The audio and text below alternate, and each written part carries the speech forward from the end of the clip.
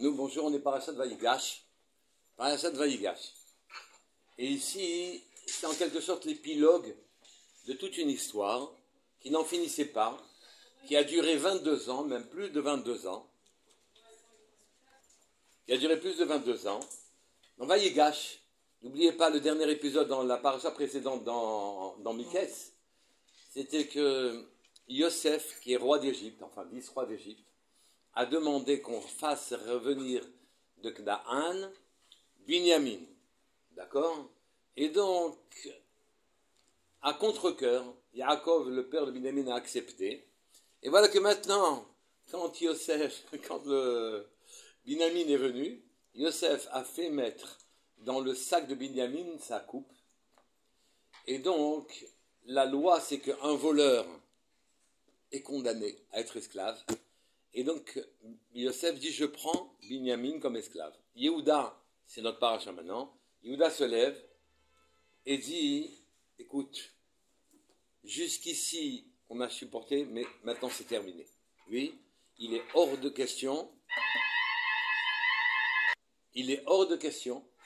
que Yosef et que je ne ramène pas à la maison Binyamin. Mon père est attaché à Binyamin, puisqu'il a déjà perdu de Rachel, il a déjà perdu Yosef. Si jamais je ne ramène pas Binyamin, il va mourir, prends-moi plutôt à moi comme esclave, et Yosef va refuser. Et à ce moment-là, la confrontation entre les deux rois d'Israël, un Yosef, deux Yehuda, va se faire à ce moment-là. Et Yosef, naturellement, va céder. Donc, on est au confluent, on est arrivé à l'épilogue de tout ce qui s'est passé précédemment. En fait, on devrait tous souhaiter avoir un fils comme Yosef et être un père comme Yaakov. Puisque Yosef, c'est même pas un nom, c'est même pas un prénom, c'est même pas un prénom. Yosef, c'est un rajout. Yosef, on ajoute, oui. Il a ajouté aux qualités de Yaakov. Yaakov avait des qualités exceptionnelles, puisque c'est un des avots, c'est un des pères du peuple juif. On dit le Av le plus accompli, puisque bien que Abraham soit celui qui a tout initié, c'est le résultat de tous les efforts, c'est cristallisé dans Yaakov, et Yosef est encore plus que Yaakov. Yosef, si je devais le qualifier, il a un dessein. Il a dans la tête, il a dans le cœur un but personnel. Et Akadosh Baruch Hu va lui donner un destin. Tout le monde connaît le destin de Yosef, il est vice-roi, d'accord? Mais il faut voir comment les choses sont arrivées. Potiphar est venu, alors que Yosef a été vendu en Égypte, Madame Potiphar est venue le poursuivre de ses assiduités. Un adolescent de l'âge de Yosef, devant un risque de mourir, d'être tué à cause d'une affaire comme celle-là, un risque d'être tué avec une affaire comme celle-là, et si un risque d'être tué avec une affaire comme celle-là, aurait cédé aux propositions de Madame Potiphar. Yosef n'a pas cédé. En vérité, Yosef avait la force d'assumer un destin personnel. C'est-à-dire, il a trouvé en lui les ressources pour refuser de se laisser aller. Il avait une puissance personnelle. D'où lui venait cette puissance? Cette puissance lui venait des rêves qu'il avait sur lui-même dans l'existence, sur ce qu'il devait devenir. Et donc, Yosef s'est retrouvé devant une épreuve terrible, où une femme qui est sa maîtresse et qui a droit de vie ou de mort sur lui en quelque sorte, eh bien cette femme-là le poursuivait de ses assiduités, et Yosef n'a pas cédé parce qu'il voulait assumer son destin. On dit qu'il a vu le rôle qu'il devait jouer dans le clan d'Israël, et qu'il a vu son père que si jamais il se comportait mal, devrait descendre avec des chaînes de fer, j'en reparlerai encore, et que donc il n'a pas cédé à Madame Potiphar. Il s'est retenu, d'accord? D'où vient la force de Yosef? Elle vient du fait que Yosef est un rêveur. Yosef a rêvé sa vie. Yosef, il a commencé son existence en rêvant que ils avaient tous chacun des gerbes de blé, et que ses frères avaient des gerbes de blé, que lui il avait une gerbe de blé, et que les gerbes de ses frères allaient se prosterner devant sa gerbe, à lui. Il arrivait aussi autre chose. il a rêvé du soleil, de la lune et des étoiles, et que tout le monde se prosternerait à lui. Et donc son père s'est inquiété. Il lui a dit quoi? Moi, ton père, ta mère, oui, et tous tes frères, on va se prosterner à terre devant toi. Comment c'est possible? Oui. Et Yosef va être obligé d'assumer une vie très difficile, car à un âge qui était très tendre, au bout du compte, il s'est imposé un destin, il avait une idée de l'existence qu'il devait mener, et cette existence, il ne l'a pas lâchée. Il a gardé sa ligne de pensée. Les rêves, il y a cru. Ses rêves, il y a cru. Et donc, ces rêves ont conduit quasiment toute son existence. Oui. Avec ses rêves, il définit son destin. Avec ses rêves, il construit sa vie. Avec ses rêves, les rêves qu'il a de lui-même et du rôle qu'il doit jouer dans l'existence, avec ses rêves, il va se construire une stature magnifique. Et il va y avoir des épiphénomènes au bout du compte, puisque ce sont ses rêves qui le guident, et que ce sont ses rêves qu'il y croit, et qu'il y croit. Alors quand les autres auront des rêves aussi, il va les interpréter, il y croit aussi. Pourquoi? Parce que si ces rêves sont valables, ils seront validés par l'interprétation qui fera même des rêves des autres. Puisque le rêve est en soi quelque chose, une indication profonde, puissante, alors à ce moment-là, c'est lui qui va interpréter le rêve, plus tard, du Sarah Mashkin, du Sarah Ophim, du maître échanson, du maître panetier qui était les ministres de Paro, et il va, lui, accepter l'idée que dans un rêve, il y a quelque chose, non seulement de vrai, mais il y a quelque chose qui définit le destin et le chemin d'une personne. Cet attachement va être le leitmotiv de Yosef dans toute son existence. Je devrais dire même plus que ça, oui, parce que il va en accepter, en assumer toutes les responsabilités que ça a impliqué, mais tous les malheurs que ça implique. Je vous ai cité celui d'accepter de ne pas céder à Madame Potiphar en payant le prix. Je vais vous en citer un autre. C'est qu'en vérité, les Chachamim posent la question. Yosef a passé 21 ans en Égypte. Oui. Pendant 12 ans, il était en prison. Vous devez retirer 12 ans de 21 ans. Il en reste 9. Dans ces 9 années, il avait les moyens de prévenir son père. Après ces 21 ans, il avait les moyens de prévenir son père. Son père était mort d'inquiétude. Il avait perdu son Ruach HaKodesh. Comment quelqu'un qui a quitté son père, auquel il était tellement attaché pendant 21 ans, il ne vient pas lui donner la moindre nouvelle en Égypte? Ce n'est pas possible de ne pas trouver un canal par lequel il va dire à son père, je suis vivant, je suis en Égypte. Pour quelle raison n'a-t-il pas fait? Deuxièmement, ici dans la parachate Vaïgash, on voit qu'effectivement, Yosef va faire souffrir profondément, et dans la parachate d'avant aussi, va faire souffrir profondément ses frères. Il va retenir Shimon. D'abord, il va attraper ses frères en disant, vous êtes des espions, je ne vais pas vous traiter facilement. Il va retenir Shimon, son frère. Oui. Il les voit repartir en leur disant, vous ne revenez pas sans Binyamin. Il revient avec Binyamin, il met une coupe dans le sac de Binyamin, ensuite je le retiens comme esclave. Qu'est-ce que Yosef veut? Pourquoi fait-il souffrir ses frères? D'accord? Pourquoi n'a-t-il pas prévenu son père? Pourquoi fait-il souffrir ses frères? Et troisième question, oui, quand Yosef assume un destin, Yosef va assumer un destin. Lequel? Oui, c'est que, on va dire, mais pourquoi ça s'est passé comme ça? Les Chachamim se disent, dans toutes les parachiotes, avant Miketz, oui, finalement, depuis Bereshit, il y a un rachat qui est bien défini, un tzaddik qui est bien défini. Oui, il y a Adam Arishon et le serpent. Il y a Caïn et son frère. Le tzaddik, c'est son frère, le rachat, c'est Caïn.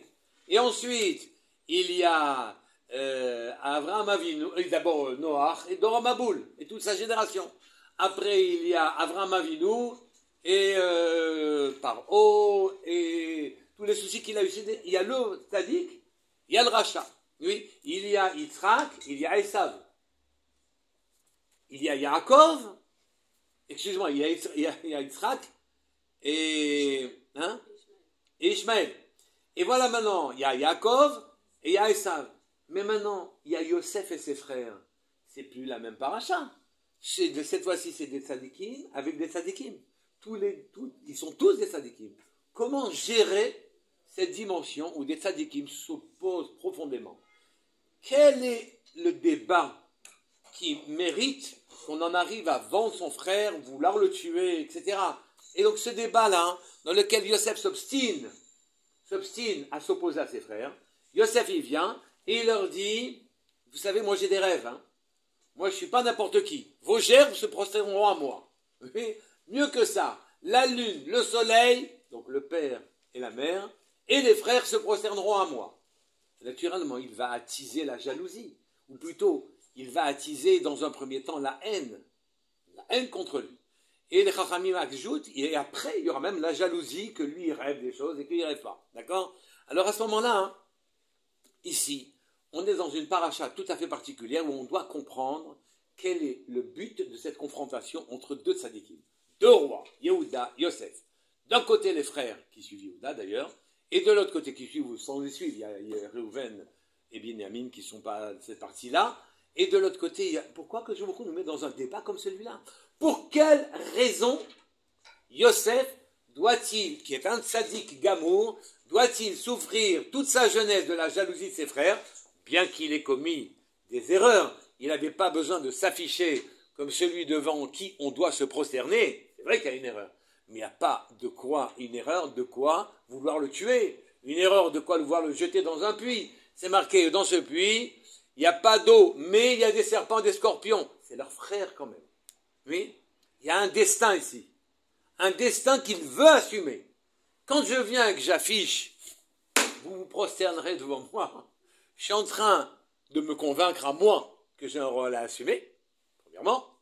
Et deuxièmement, je suis en train d'inscrire dans la réalité des choses que mon destin va suivre, il va impacter le monde. Et il le fait, Yosef. C'est un exemple pour nous tous. On vient, on dit ce qu'on fait. Et on le fait. D'accord?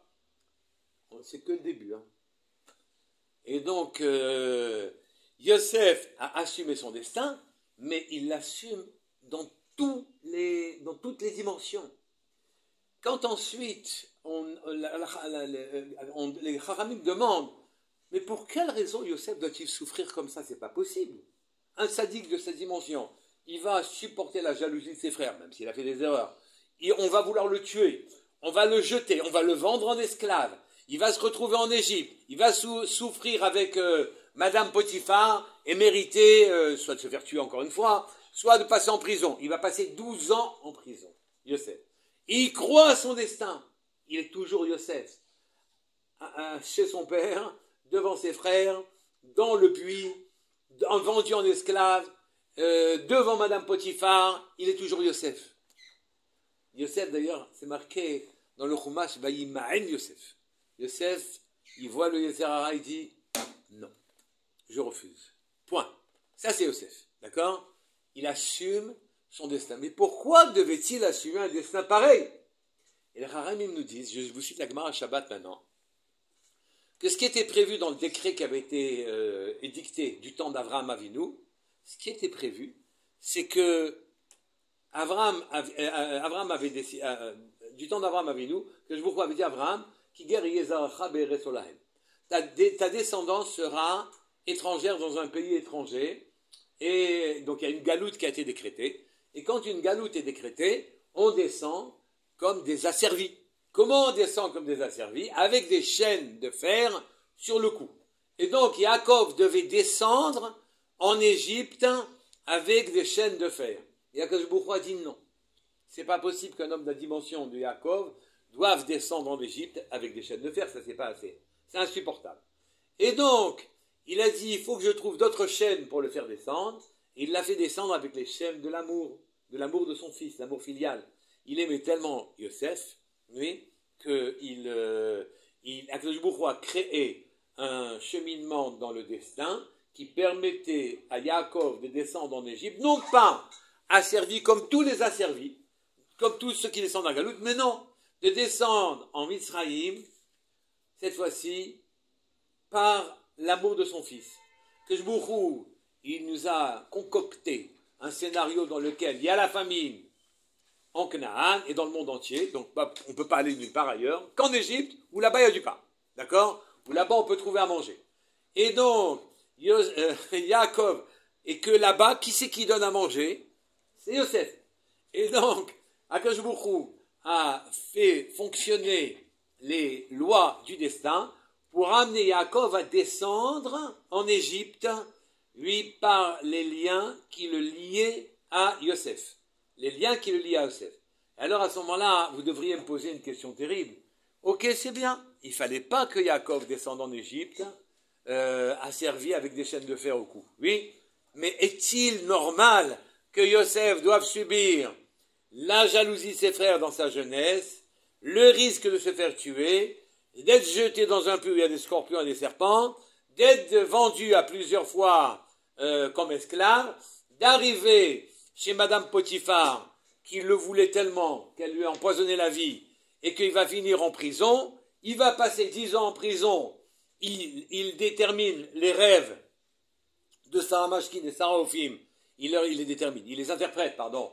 Et alors à ce moment-là, puisqu'il a dit au Sarah Mashkin, Zechartani ou Zkartani, n'oublie pas, mentionne-moi à Paro là pour me faire sortir, parce qu'il venait de l'aider en lui disant que son rêve lui permettait de retrouver sa place chez Paro. Ok, 2 ans de plus. 2 ans de plus. Oui, 12 ans. Pourquoi tout ça? Pour que Yaakov descende sans les chaînes de fer au cou. Est-ce logique? Les Chachamim citent Ishaïa, je crois. Les Chachamim citent Ishaïa, oui, Baruch Hashem. Ils citent Ishaïa, et Ishaïa, il dit, je vous traduis le pasouk, pourquoi tu nous égares, toi, Hashem? Pourquoi tu nous sors des chemins normaux et convenus, de la normalité, oui? Quand ça t'intéresse, tu influences notre cœur pour aimer.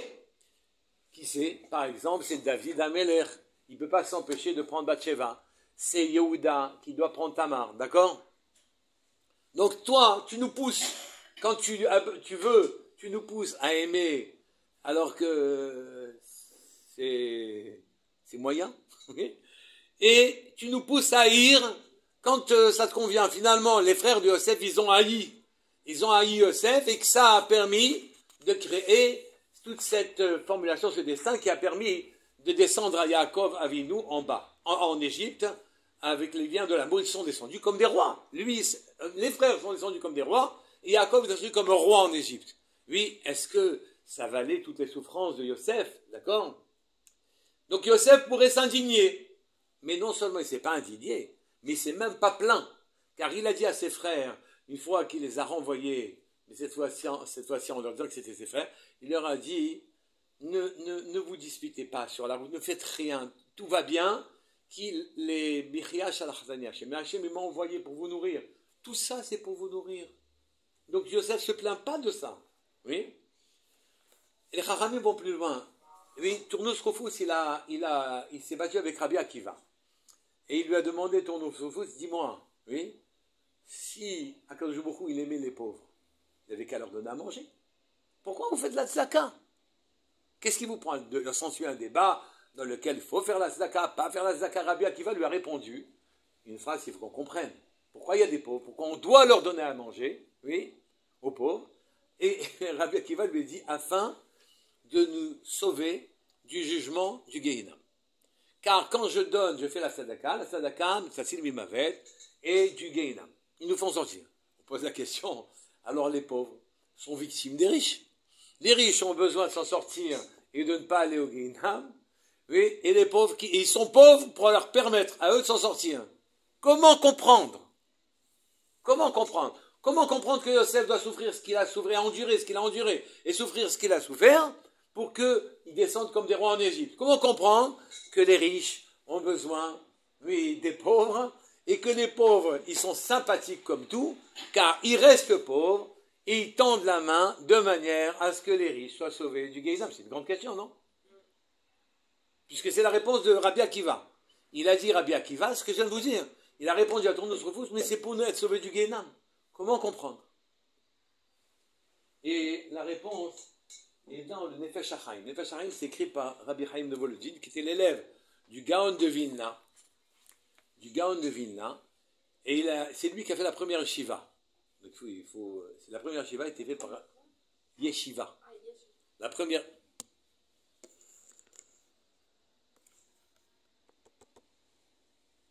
Il a fait la première yeshiva et son fils a fait l'introduction à son livre Nefesh HaChaim. Et je vous lis, dans son introduction, son fils répétait ce que son père lui disait. Vechen haya dibro elai tamid. Voici ce que mon père disait en permanence. Chez Kol Adam.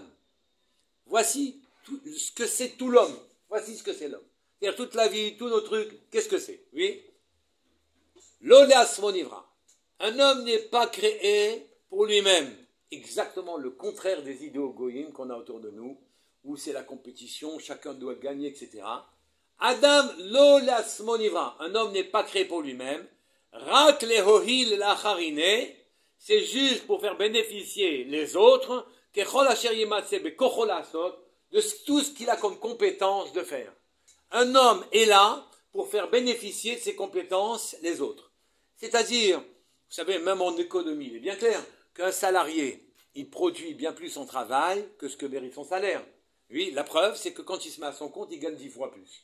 Donc ici, c'est qu'en vérité, nous sommes nés pour faire quelque chose, on a une compétence, on est médecin, on est cordonnier, on est plombier, on est avocat, et on a une compétence, on la met au service des autres, et on est né pour la mettre au service des autres, et en fonction de ça, naturellement, on subvient à nos besoins. Et nous devons accepter l'idée qu'on est là pour les autres. D'ailleurs, il y a dans les temps anciens, un tzaddik qui s'appelait Hanor, du temps où on vivait 900 ans. Et Akadosh Baruch Hu, il l'a pris vivant, en disant celui-là, il faut que je le garde avant qu'il se gâte. Oui. Au bout de 300 ans seulement, oui, il a vécu, il l'a pris. Et ce Hanor était tellement parfait que Akadosh Baruch Hu l'a mis en tant que malach. Il est devenu un ange. Et cet ange-là dirige la totalité du monde. Il dirige la totalité, c'est-à-dire, il donne à manger aux fourmis, et il nomme Obama comme président, ou j'allais dire Staline, et Poutine comme président de l'Égypte. Il fait tout. C'est lui qui dirige tout. Tout le monde est dirigé. Oui, cet homme s'appelle le même tête. Et cet ange s'appelle le même tête. Oui. Et donc, vous voyez qu'ici, on est né pour les autres. On n'est pas né pour soi. On est né pour les autres. Il faut accepter l'idée. Ça ne veut pas dire qu'on ne fait pas ce que l'on veut aussi. Mais la raison pour laquelle on est né, c'est pour les autres. Donc, du coup, on n'a pas à s'offusquer. Du tout, on n'a pas à s'offusquer que Yaakov ait bénéficié, enfin que Yosef ait tellement souffert pour que Yaakov descende en Égypte. Et Yosef assume. Yosef, c'est quelqu'un qui assume. Il assume, il a un destin, il sait où il va, il assume toutes les conséquences de son destin. On a répondu à la troisième question. La première question, c'était pour quelle raison il n'a pas prévenu son père. La deuxième, c'est pourquoi il a fait souffrir ses frères. La troisième question, c'est pourquoi il accepte de souffrir pour que son père et ses frères descendent en Égypte, lui, comme des rois. Et là, on dit, mais non, c'est même pas une question. Oui, Rabbi Chaim de Volodine a dit à son fils et répété sans cesse, nous sommes là pour offrir aux autres nos compétences. Après qu'on en tire un profit pour pouvoir vivre sa vie, je dis pas, mais nous sommes là que pour ça. Zékol Adam, d'accord? Maintenant, donc on se retrouve avec un homme qui assume tout, oui, qui est venu et qui a dit, ma germe, vous allez vous prosterner devant elle, vos germes vont se prosterner devant elle, oui, la lune et les étoiles vont se prosterner devant moi. Et son père, Shamar Itadavar. C'est-à-dire, il a attendu le moment où ça allait se passer. Il a attendu ça. Pas seulement Yosef assumait ses rêves, assumait le destin que lui donnaient ses rêves, mais son père aussi. D'ailleurs, son père lui a donné, Ktonet Passim, une tunique bigarrée, une tunique à strier avec des bandes blanches et d'autres bandes. Et puis, comme ça, on voit qu'il y a deux mondes, d'une manière générale. On ne peut pas regarder le monde comme une seule couleur. Oui, c'est comme quand on regarde dans le grillage. Il y a un monde d'un côté, un monde de l'autre, et donc on voit le monde que l'on regarde avec des bandes. Il y a des bandes, oui. Et donc ici, Yaakov a compris que Yosef avait un destin et qu'il devait l'assumer. Et il lui a donné une tunique bigarrée naturellement. Ça a ajouté à la haine, à la jalousie des frères, mais Yosef, imperturbable, a continué d'assumer son destin. D'accord? Il a continué d'assumer son destin. Maintenant, pour quelle raison? Oui, Yosef n'a-t-il pas prévenu son père? Pour quelle raison Yosef, alors qu'il avait le pouvoir de le faire, oui, quand il a eu le pouvoir de le faire, il a fait souffrir ses frères? Oui, c'est deux questions difficiles à répondre. Ok, assume ton destin. Mais maintenant que tu es roi, ou même avant, quand tu étais certes esclave, mais maître dans la maison de monsieur Potiphar, oui, tu aurais dû réagir et faire comprendre à ta famille que c'était vivant. Pour quelle raison Yosef, si je puis dire, a fait le mort? Reprenons les événements. Donc, il a fait ses rêves l'ont conduit dans un puits, ses frères ont failli le tuer, il a été vendu plusieurs fois, et il est arrivé dans la maison de Madame Potiphar, il y a eu le problème, il est allé en prison. En prison, donc ses rêves l'ont mené en prison. D'accord? Et puis en prison, des rêves encore vont l'en faire sortir. Les rêves l'ont fait rentrer, les rêves vont l'en faire sortir. D'accord? Quels sont les rêves qui vont le faire sortir? C'est le rêve du maître panetier, du maître échanson et du maître panetier. Le maître échanson lui a dit, j'ai fait un rêve, et ceci au bout de 10 ans. J'ai fait un rêve, 10 ans de prison, où il prenait tranquillement, il attendait que s'accomplisse son destin. Oui, le maître échanson lui dit, j'ai fait un rêve, il y avait 3 sarments de vigne, et je pressais les raisins, et ça coulait dans le verre de Paro, que Paro avait dans la main, donc, et qu'est-ce que tu en penses de ce rêve? Et Yosef lui dit, 3 sarments de vigne, 3 jours, dans 3 jours, tu sors de cette prison, et tu vas effectivement reprendre tes fonctions qui consistaient à s'occuper des boissons de Paro, maître et chanson, d'accord? Des boissons de Paro, car dans les temps anciens, les ministres étaient ceux qui étaient assis à la table du roi. Et donc, ils avaient chacun une fonction, mais une fonction à la table aussi.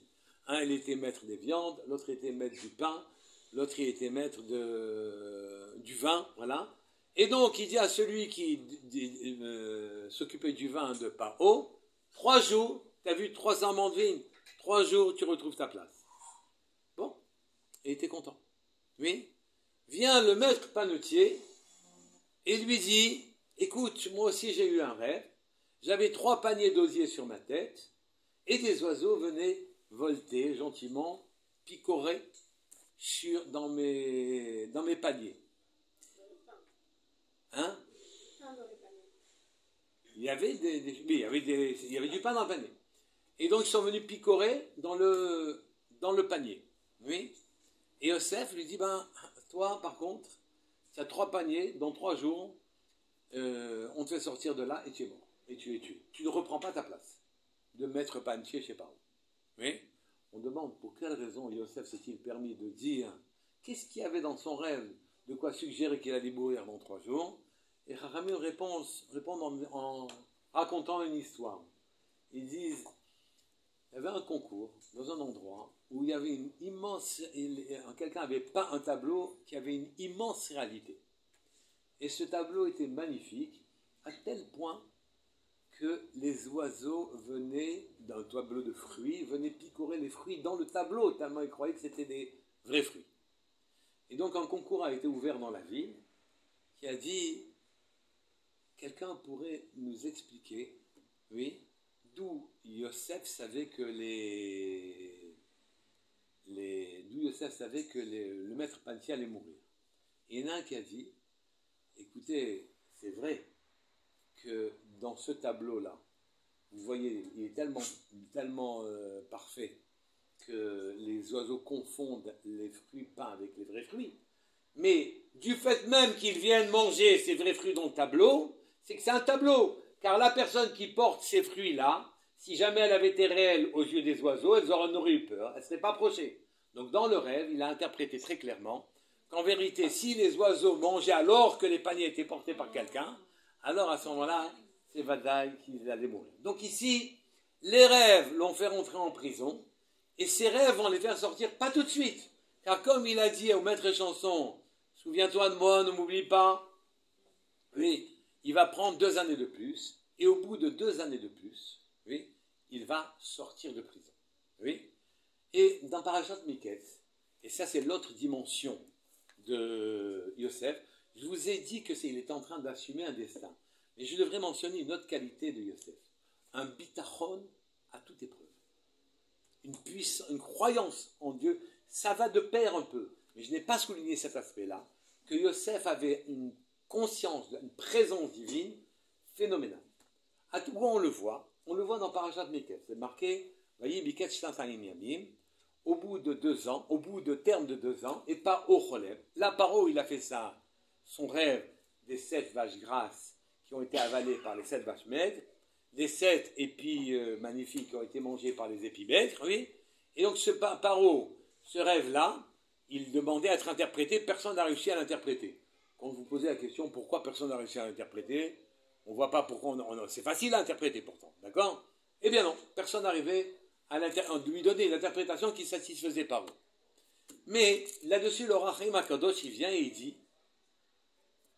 c'est marqué, Vaïhi, ce fut Miketz Shnatayim Yamim, au terme de 2 ans, que Paro a Cholem, c'est un présent. On aurait dû dire, ce fut au terme de 2 ans que Paro rêva. C'est un passé dont j'ai besoin ici. C'est quelque chose au présent comme s'il rêvait sans arrêt. Et effectivement, le Rachim dit, pendant 2 ans, Paro n'a pas cessé de rêver le même rêve qu'il oubliait. Vous imaginez le désarroi dans lequel on se trouve quand pendant 2 ans tu fais le même rêve et pendant 2 ans tous les matins tu te réveilles, tu l'oublies. Oui. Et donc Paro était ahuri, en désarroi. Oui. Et donc pendant 2 ans il rêvait le même rêve. On demande pour quelle raison Paro devait-il rêver pendant 2 ans le même rêve?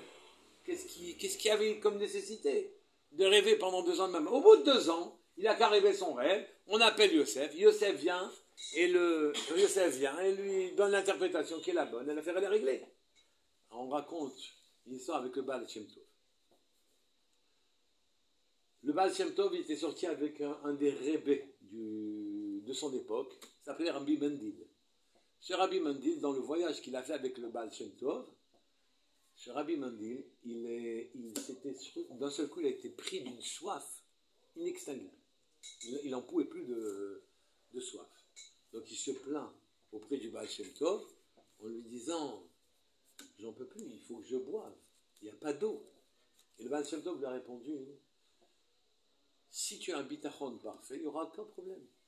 Et que tu as un vrai besoin, bitachon et vrai besoin, aucun problème. Que beaucoup va venir à ton secours et tu vas avoir à boire. » Aussitôt dit, aussitôt fait, un goy passe devant eux et leur dit dites-moi, je suis en train de courir derrière mes chevaux, vous ne les auriez pas vus par hasard?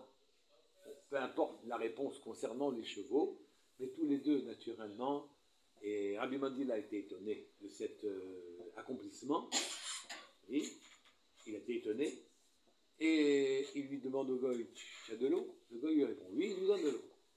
Il se retourne vers le Baal Shem Tov et dit écoutez, quand le goy est venu me voir, on dit vous avez vu mes chevaux? Il avait ajouté les mots vous avez vu mes chevaux? Je cours après eux pendant 3 jours. Oui. Moi, Rabbi Mendil, j'ai une question. Toi, le Baal Shem Tov, il faudrait que tu me répondes. Si Akadosh Baruch Hu, il est là quand j'ai bitachon pour pouvoir recevoir mes besoins, oui, il avait qu'à ne pas faire que ce malheureux goy court après ses chevaux pendant 3 jours. Oui, qu'il court après son cheval immédiatement, et à ce moment-là, il vient, je lui demande, t'as de l'eau, il me répond, oui, je vais prendre l'eau, puis c'est fini. Pourquoi 3 jours? Et Baal Shem Tov lui a répondu, non, tu n'as pas compris. C'est qu'en vérité, Akadosh Baruch Hu, il a déjà solutionné ton problème. Mais toi, et cette solution est en train de errer, navanade, dans le monde. Oui, elle se balade à droite, se balade à gauche, en attendant que la personne considérée ait le bitachon suffisant pour pouvoir découvrir la solution qui était là. Oui. Et donc, tant que tu n'as pas le bitachon, tant que tu n'as pas le niveau, la solution, elle attend. Elle se promène autour de toi, elle se balade ici et là, en attendant que tu aies la solution. D'accord? C'est comme ça que ça marche. C'est comme ça que ça marche. Ça s'est passé avec Agar aussi pareil.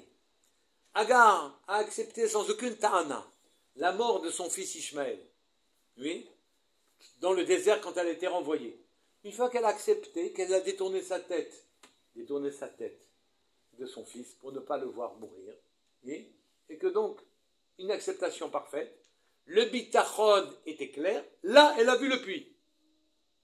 De nouveau, vous voyez ce principe. Alors, ici, si vous me posez la question pour quelle raison pendant 2 ans, Paro était obligé de rêver, c'est parce que Yosef, pendant 2 ans, avait besoin d'affûter et d'affiner encore son bitachon, et donc Paro n'arrêtait pas de rêver tant que Yosef n'arrivait pas à avoir le bitachon qu'il fallait pour se mettre complètement entre les mains d'Hachem. Oui, parce que, dites-moi, demandez à quelqu'un que vous venez d'aider. Vous êtes en train de lui dire, tu sais, dans 3 jours, tu sors, tu retrouves ta place de ministre. Oui. Qu'est-ce qu'il y a de plus naturel que de lui dire, et ne m'oublie pas. Oui. Qu'est-ce qu'il a fait de mal, Yosef? Les Rachamim répondent, Yosef n'a pas assumé son destin. En quoi? C'est que, pour tout le monde, il y a plusieurs niveaux de bitachon. Le niveau de bitachon le plus commun, c'est de s'appuyer sur des causes naturelles.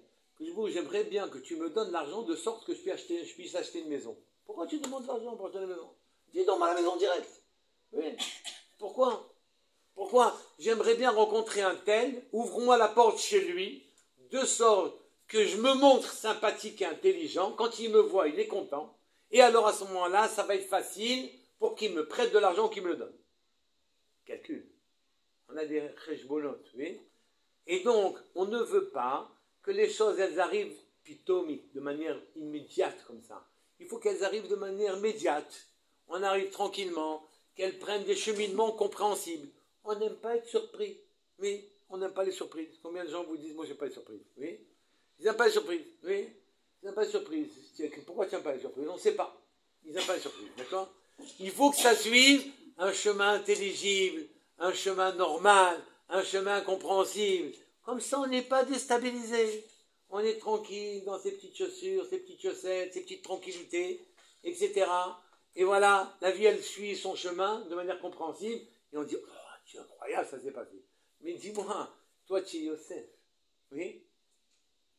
Tu ne peux pas, parce que tu as dit, parce que tu as eu, au bout de 10 ans, un rêve interprété, que tu l'as compris immédiatement, et que tu as dit qu'il serait dans 3 jours, et que maintenant, il va sortir, il va te délivrer, quoi?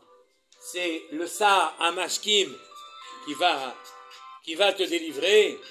C'est le Sar Hamashkim qui va te délivrer. C'est pas possible. C'est pas possible.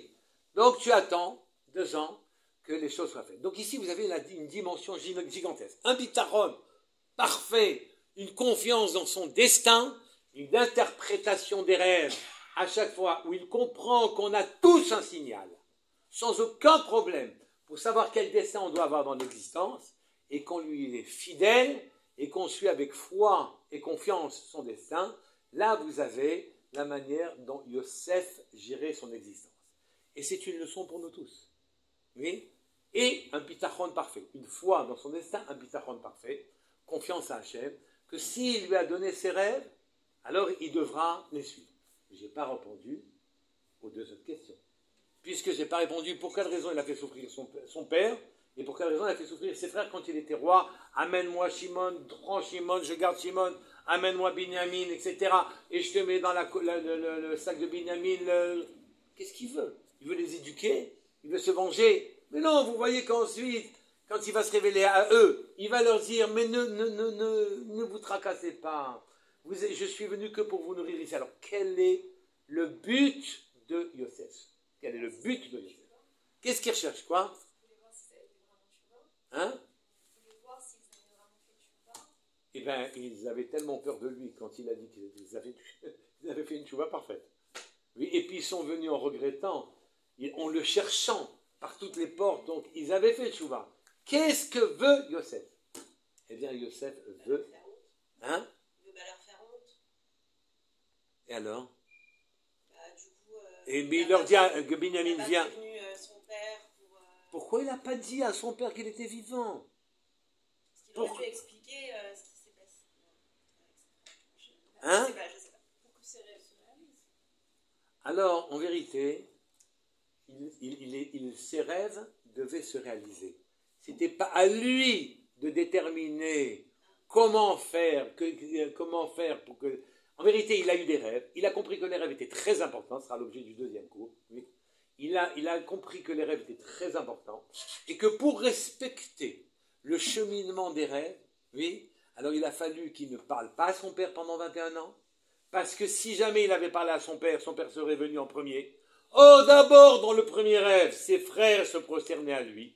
Et dans le second rêve, son père se prosterne à lui. Et puisqu'il fallait respecter les rêves, alors à ce moment-là, il a attendu. Et il a joué avec les nerfs de ses frères en faisant venir Binyamin. D'abord, il retient Shimon, comme ça il est sûr qu'ils reviennent. Ensuite, il leur dit, vous me ramenez Binyamin, sinon vous ne revenez pas. Ils ont été obligés de revenir Binyamin. Donc, les frères se sont prosternés tous à lui. Premier rêve réalisé. Deuxième rêve, quand Akadosh Baruch Hu il donne un rêve, c'est un ordre. Oui. Deuxième rêve, ton père et ta mère viendront se prosterner. Ça, c'est le deuxième rêve de se réaliser. Donc, vous voyez ici le degré de Nevoua, de Pitachon, de puissance, de confiance, oui, que Yosef avait. Voilà comment, je vous ai dit au début, ici, il avait un dessein et il a façonné son destin, et que tous, on doit souhaiter d'être soit le père qui s'appelle Yaakov, soit le fils qui s'appelle Yosef, soit les deux. Oui, mais elle est Nifteret, mais elle était remplacée.